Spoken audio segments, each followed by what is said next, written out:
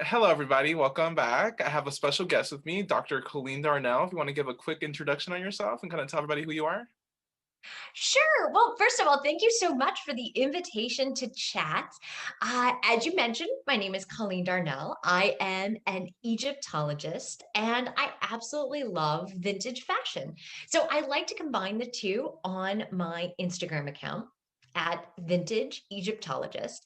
And my husband and I also have a YouTube channel by the same name where we give Egyptology lessons and talk about everything from hieroglyphs and ancient Egyptian religion. And I recently did a makeup tutorial and discussion of ancient Egyptian beauty and makeup with Michelle Corsi.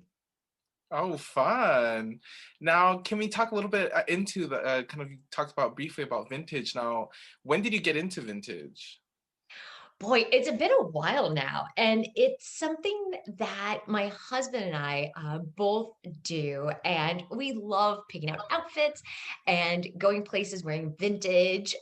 We recently purchased a 1923 Ford Model T. So we're looking forward to vintage shoots with our new vintage car.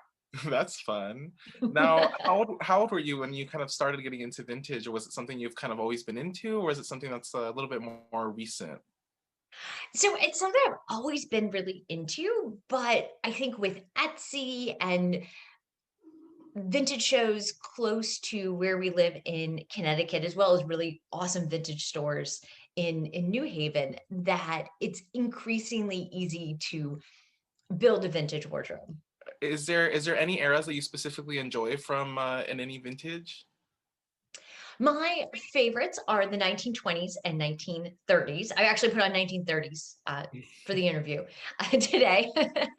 And a lot of flapper dresses. I absolutely adore 1930s evening gowns. I think a bias cut silk gown, it really doesn't get prettier than that, more elegant for certain.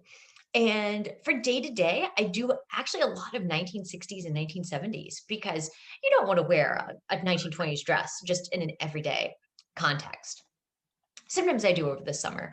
And I also do some earlier fashion as well. I recently did a photo shoot with Rose Callahan at an Octagon house in New York wearing an 1870s ensemble, both hat and dress. And that was quite an adventure going up and down stairs wearing a number of petticoats. Oh, that sounds fun. And I can kind of tell within the eras that you really enjoy, you kind of really like this a specific silhouette because I can see kind of a cohesivency within all three, well, all four eras you kind of mentioned from the, was it 20s, 30s, 60s, and 70s, where they kind of had this kind of drop waist, very kind of a slender silhouette to it. And I feel like that's a silhouette that would very suit your body type and kind of suit your silhouette as well. And that's something that I really enjoy about vintage fashion. I feel like there's so many eras within that you can kind of pick and choose what you kind of enjoy and then kind of make something new out of something that's been so, I guess you can consider old. Now, I kind of want to talk a little bit more about kind of you getting into now your career. How did you get into Egypt, being an Egyptologist, or kind of what was this the thing that as a kid that kind of intrigued you about it, or if there's anything that like that spark, that moment that you're like, oh, that's something I want to consider to do. With Egyptology, forever it's something I've been interested in. And it's really interesting. I've gotten to a point in my career where I can look back at what I loved as a child and wanting to read hieroglyphic text. And then now, having been an Egyptologist for so long, thinking about what to me is most interesting moving forward. So recently, by recently, last 10 years, some of the topics that I've really explored have been the ancient Egyptian Netherworld books. These are the hieroglyphic texts on the walls of the royal tombs in the Valley of the King. John, my husband, and I in 2018 published the first complete English translation of these texts. And then going back to 2013, so 5 years before that, I published a book about historical fiction in ancient Egypt. And that was really fun, looking at the literature, translating the text and thinking about why the ancient Egyptians would want to set a story in the past. So it's not historical fiction in the modern day written about ancient Egypt. It's actually historical fiction that the ancient Egyptians themselves wrote. Now the Netherworld books, can you get a little briefly into those? Because I do remember you mentioning them in your YouTube channel, and I was kind of intrigued by them. But can you give into somebody who has never seen your YouTube channel or doesn't really know anything about kind of Egyptology? Of course. I'm so glad you asked because this is one of my favorite topics to discuss. When we think about ancient Egyptian religion, you often think about the Book of the Dead, right? Like that's the name recognition that we all have. And the Book of the Dead, it is a real text. It was actually called the Book of Going Forth by Day. And the whole point was that if you owned a Book of the Dead, if you had that knowledge, your soul could leave the tomb during the day and then return at night. And when we say book, technically it's a scroll. This was something I talked about actually in a reaction video with Rachel Maxey when we were watching the Brendan Fraser The Mummy. They have an actual book, as in with covers and pages, and that didn't exist until the Roman period.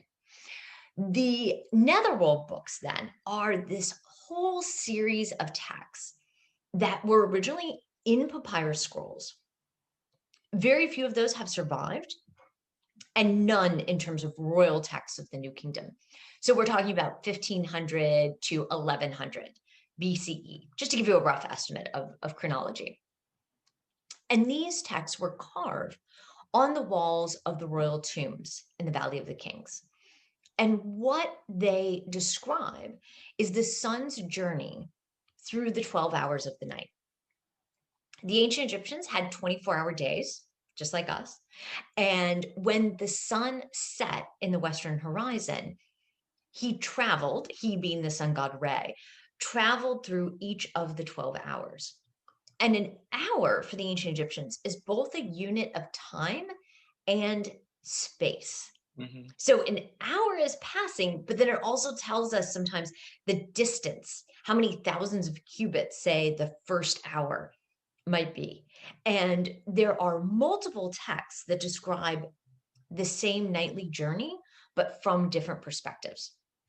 So there are these incredibly complicated compositions with hundreds of deities / demons in the netherworld. And it sort of encodes this knowledge of the cosmos. It's not just what happens to the soul of the king, it's how the entire world works. Because in order for the sun to rise in the eastern horizon, he has to go through this journey, defeat the chaos serpent Apep, who sucks the water out from underneath the solar boat as he's sailing. I mean, there's all these really great images and vignettes in the text. So sorry, that was a really long answer No, to I think your it's question, perfect. but I No, hope that gives some background. yeah, no, I think it's perfect, and I would love, because I'm a very big into like kind of mythology and also kind of it's mythology and the kind of the study of like Christianity. I kind of really love, I guess, when you get into a kind of the mythos, and I've kind of always said that every, in a sort of way, that kind of religion is kind of born as a cult and kind of dies in mythology. So it's like everything kind of like takes its time for it to kind of like go through. So I'm very intrigued into kind of like talking deeply into this kind of stuff. And so there's no worry about you taking a long time answering that. But I can see where you kind of have your enjoyment within Egyptology and kind of seeing like the deep study of like the different stories that they were able to tell to kind of explain their reality. And that's something too that I really enjoy about kind of religion, where it's these stories that people have to that tell in order to tell their reality, to make sense of their reality, to make sense of the things that kind of go on around them, you know. And that's something that I also really enjoy about studying religion and kind of studying that kind of stuff.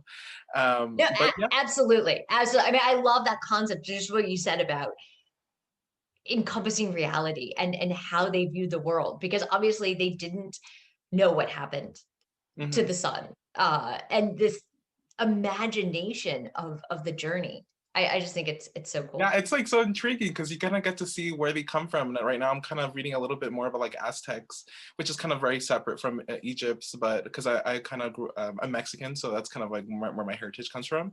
So kind of studying and kind of seeing their what they saw as their reality and kind of their like encompasses their kind of their mindset and kind of the time that they were in and like it making sense like it makes sense if you put yourself into their perspective and then it's like and like you kind of see life in the way that they saw it because I remember one time I'm gonna get into this conversation but one time I went to the beach and I remember one time looking into the sky and I started looking at the moon and I started looking at the Mars because you could kind of visible to the eye and I started looking at the sun. I'm like, oh my god, like you can kind of see Apollo, you can see Mars, you can see Aries, you can see all these gods that were all existent at the time and kind of we have the pleasure of looking up to the sky and seeing all of them while like during the time we only saw a very specific few. Does that make sense? I know it's like kind of a Mhm.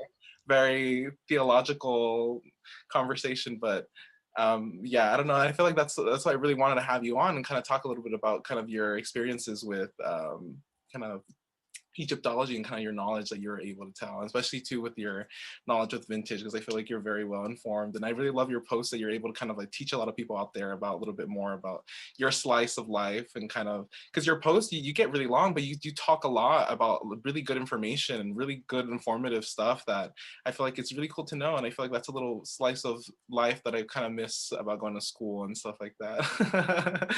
Well, thank you so much. That's very kind. And I too, I the Aztecs are fascinating. The iconography is just incredible how detailed the images are. So I can totally see the fascination. Yeah.